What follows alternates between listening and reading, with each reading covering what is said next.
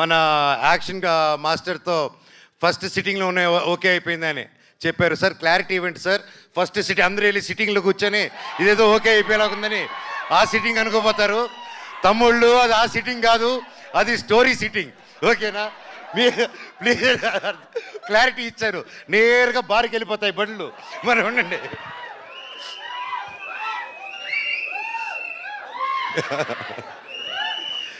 అలాగే ప్రొడ్యూసర్స్ వెంకటరెడ్డి గారు ప్రతి ఒక్కరు ఇక్కడికి వచ్చి మాకు సపోర్ట్ చేస్తూ ఈ సినిమాని హనుమాన్ గారు నమ్మి మమ్మల్ని అందరూ నమ్మి ఇన్ని కోట్లు పెట్టి ఒక ఏమాత్రం తగ్గకూడదు, ఒక 1897 నుంచి 1922 మధ్యలో జరిగే ఒక యాక్షన్ ఫిల్మ్ అండి ఇది. ఇతను వాళ్ళ శత్రువులకి శత్రువే, సొంత వాళ్ళకి శత్రువే. అంటే బ్రిటిష్ వాళ్ళకి శత్రువే, మన ఇండియన్స్ కూడా శత్రువే ఇతను.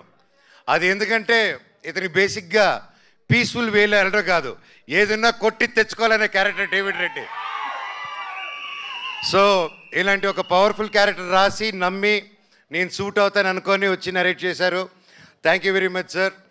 అండ్ అలాగే కేజీఎఫ్ 2, సల్లార్, నెక్స్ట్ డ్రాగన్, ఇలాంటి గొప్ప సినిమాలు, ఇలాంటి ఒక గొప్ప టెక్నీషియన్స్ ఈరోజు మన సినిమాకి వర్క్ చేస్తారంటే నాకు చాలా హ్యాపీగా ఉంది. Ravi Basu sir, thank you so much for being a part of it.